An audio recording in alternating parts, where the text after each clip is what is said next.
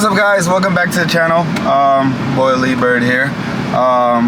We obviously in the truck. We went and got something else. Before I even get into what we're doing, little backstory.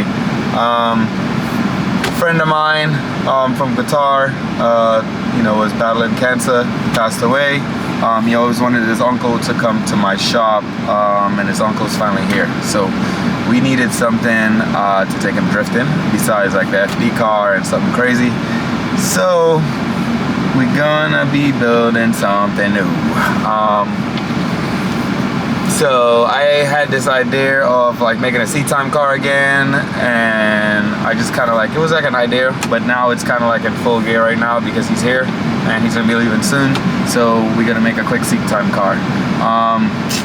Also gonna kind of do a little how to make a cheap drift car videos out of this thing too. So hope you guys tag along and I hope you guys enjoy. All right, so let's go check this thing out. Alright, so we got S13, has a K in it. It does run, it doesn't run perfect, which means we are going to be doing KT. I did promise you guys some KT content and build on that car, because that car is now SR and it's going to be for sale or raffle or something, but this is a score. For starters, we got this thing for pretty cheap. I know everybody's like, oh yeah, it's another 240, it's expensive. There's still some cheap ones out there, so you can still get a cheap start. This car was like 3K, and I have most of the parts to put in it to make it a turbo car. So I'm not even gonna waste my time, try to finish getting it running and stuff. I'm gonna just go straight to KAT with it and throw it in a dyno. Now the goal of this car is to be simple, cost effective, and not kill tires. Just get a lot of seat time and have fun with the boys all the time. You know me, it's probably gonna end up looking nice, but I'm gonna keep it basic. It'll have to keep a stock KA. We'll probably do head gasket, studs. I have that Artec manifold from that other car, and I'll probably have a Garrett, which probably be the most expensive thing. Everything else is gonna be, budget friendly, like the injectors, the fuel pump, the ECU, that type of stuff. I mean, this car is really a score too because it has 5 lug. Look at that. So we can just throw whatever wheels on it. So let's get this thing off, get it on the lift, and start working.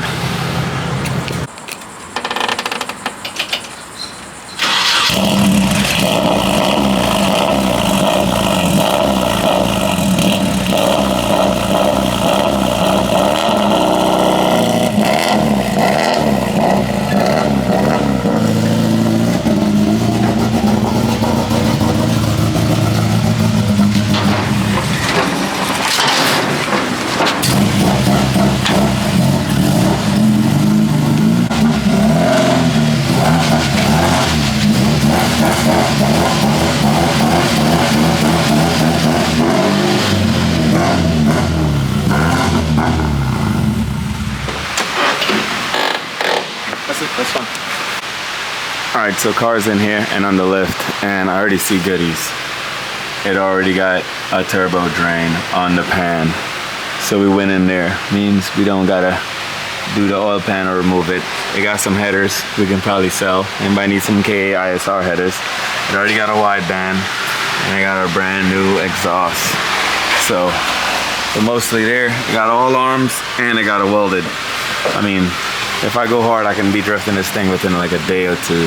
So, oh, also brand new rack. Look at that, just W's everywhere. I'm not a big fan of these mounts, but we'll let it ride for now. And then we gotta do something about angle kit. Look like you got some coilovers.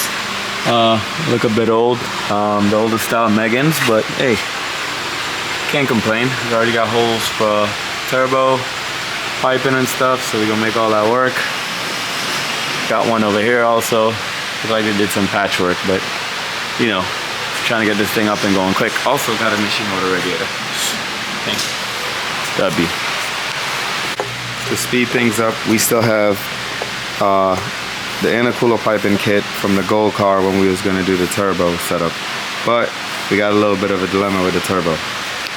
I have one of the turbo left over from the twin turbo G, and I was hoping that I had a back housing that was V-band, because the Artec manifold is V-band. but I don't think I do. So it's either one, I gotta buy one, or two, we can switch to bottom mount and do T25 flange with external gate and be good. So we might go that route also. This is a 2867, which should gladly make 300 horsepower on the KA. I'm worried about it falling off a little bit because the KA moves a lot of air since it's a long stroke motor, but it'll work. If not, we got some other turbo options laying around that we could probably use. So I guess let's dig into this thing and head for turbo. Alright, so I got tied up doing some other things yesterday, but now I'm back at it. I'm not gonna bore you guys, but I'm gonna tell you what I'm gonna do. I'm gonna just bust the headers off real quick, remove the intake. We probably gotta remove the harness, and just clear a couple other things so we can start installing the turbo kit. Even though I didn't get to do nothing yesterday, I went ahead this morning and I mod that 28 and I put a V-band flange on it and ported it. So now we have a V-band turbo. That's kind of why I didn't touch it yesterday, because I wanted to be able to, you know, have a turbo to put on. So once I'm done with this thing, it can get off the lift and not be in my way. So we're going straight turbo right now. All right, so that took a solid like 10 minutes. Nice headers, gonna post them for sale. Now we can fit the R-Tech. Another bonus this car came with. This car got so much goodies. Look at this multi-layer gasket, nice and thick. Perfect for these R-Tech headers. I mean turbo manifolds, so we don't gotta worry about any leaks. It is missing like 2 studs, so I'm gonna pop 2 studs in and we're gonna put this on. We're gonna fit the turbo back housing and stuff.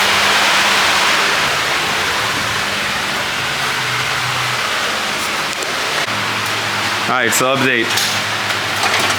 Nick's here now, he's kicking me up the lift. So I got the exhaust done real quick. I got the wastegate on there. See it right there? Got a 44 in it. And Nick's kicking me out the shop. Nick, explain yourself. You in my way. I'm in your way? You in my way. In my shop. I need to work. You over here playing around with. So I guess we're gonna have to take this outside and finish up Project Drift this weekend. Now what is that one? That's for sale. Oh, okay.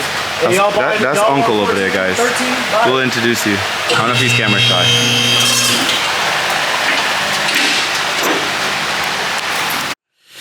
Next day.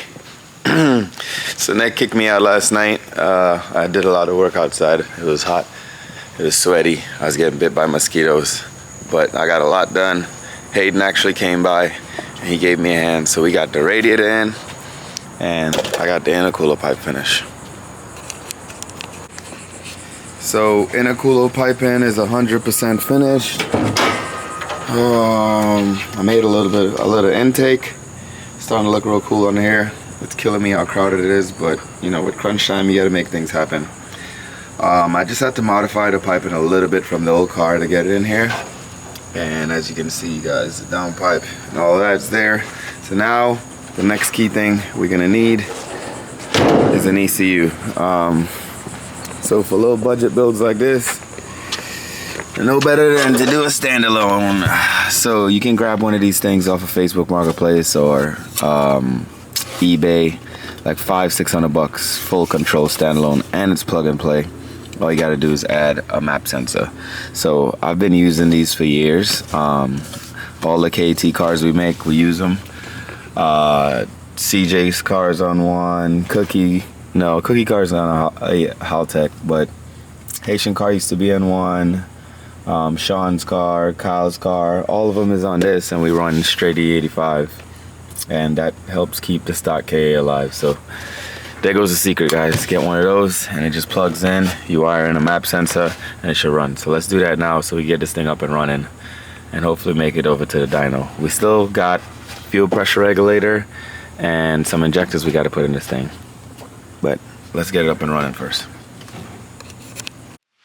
All right, so it's dark again outside, but we made it to the dyno now with the project. Everything's going good.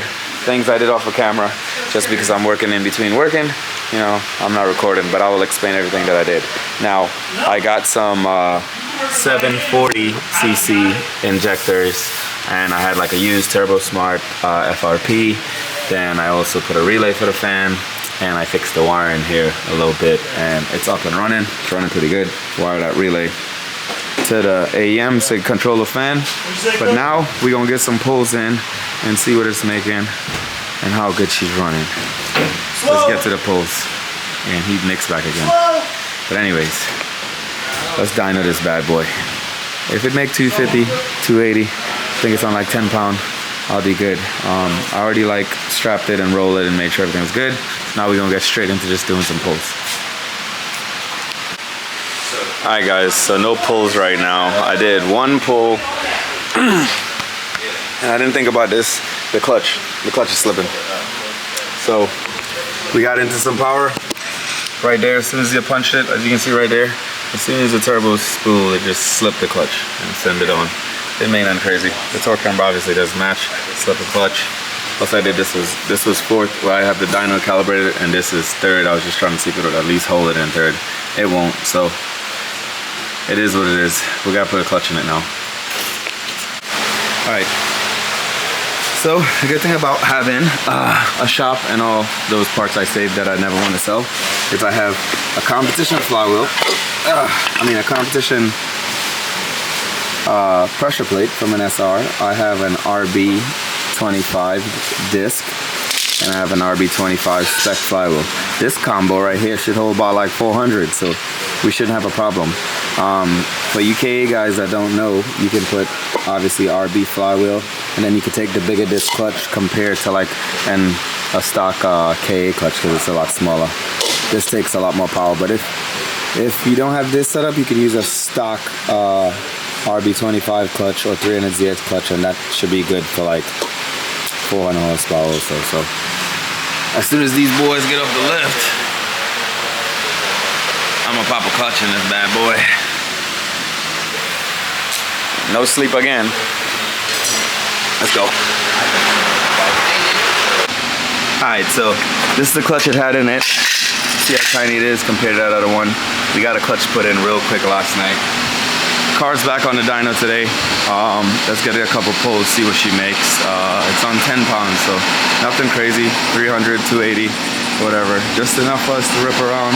Should make a bunch of torque with this little old Garrett, but let's find out.